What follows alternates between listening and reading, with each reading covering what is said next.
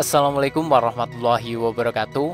Oke teman-teman pecinta maupun peternak kelinci, kembali lagi bersama saya Pelajar Deso.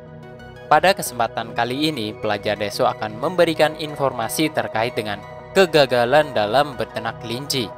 Oke, sebelum ke pembahasannya, bagi teman-teman yang ingin mengetahui lebih terkait dengan kelinci, silahkan teman-teman klik tombol like dan subscribe-nya, dan jangan lupa nyalakan loncengnya agar teman-teman tidak ketinggalan informasi-informasi seputar dunia peternakan kelinci Indonesia. Baik, langsung saja ke pembahasannya. Kegagalan dalam beternak kelinci. Banyak para peternak kelinci, terutama peternak baru, biasanya masuk tahun pertama sampai dengan tahun ke-6, banyak peternak kelinci yang mulai sedikit ternaknya dan mulai malas beternak. Hal ini banyak faktor yang mempengaruhinya. Untuk faktor yang pertama yaitu dukungan keluarga belum sepenuhnya, terutama dalam satu rumah. Ini sangat penting ketika kita baru ada kepentingan, misalnya ada acara sehingga harus meninggalkan ternak lebih dari sehari.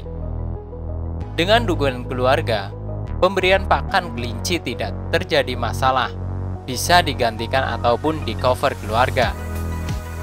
Untuk faktor yang kedua yaitu beternak kelinci hanya sebagai hobi atau ikut-ikutan. Biasanya usaha ini dilakukan serba sekejap. Pengadaan kandang dilakukan serentak dan mendatangkan bibit dalam jumlah besar.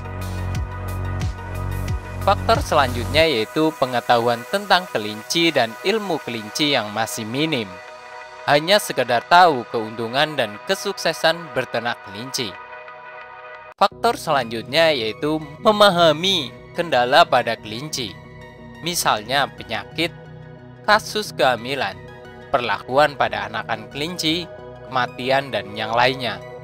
Sangatlah penting, karena pengetahuan yang didapat kebanyakan yang senang dan yang menguntungkan. Dalam beternak kelinci, lebih banyak sebagai unjuk gigi ataupun pamer, karena mempunyai modal dan kekuatan. Faktor keenam yaitu sangat dianjurkan bahwa dalam beternak kelinci harus belajar kegagalan dan kesuksesan beternak kelinci. Belajarlah kepada orang yang mengerti dan memahami kelinci, yang sudah menikmati dalam usaha beternak kelinci, yaitu para peternak senior yang sudah puluhan tahun dan berhasil. Faktor yang ketujuh yaitu dalam asosiasi ataupun komunitas sebenarnya berfungsi untuk memperkuat jaringan kita, bukan untuk sebagai unjuk gigi keberhasilan kita. Faktor yang kedelapan yaitu untuk mendatangkan bibit kelinci, kita banyak memahami hanya melihat secara fisik. Misalnya, bodi yang bagus, sehat, bersih, dan besar. Padahal, yang paling pokok adalah untuk mendatangkan bibit yang harus dari keturunan yang bagus. Ini bisa diambil dari peternak yang sudah mencatat silsilah untuk keturunan yang bagus dari indukannya. Ini sangat penting. Untuk yang terakhir yaitu kita harus memahami kelinci secara alaminya, bukan kelinci harus ikut kemauan kita. Misalnya, kelinci diberi pakan sesuai dengan kehendak kita, walau kelinci mau, tapi kita tidak memperhatikan efek dari akibat pakan yang kita berikan. Misalnya, anakannya sedikit, banyak anakan yang mati, terus banyak bunting yang gagal. Selanjutnya yaitu banyak penyakit yang dialami kelinci.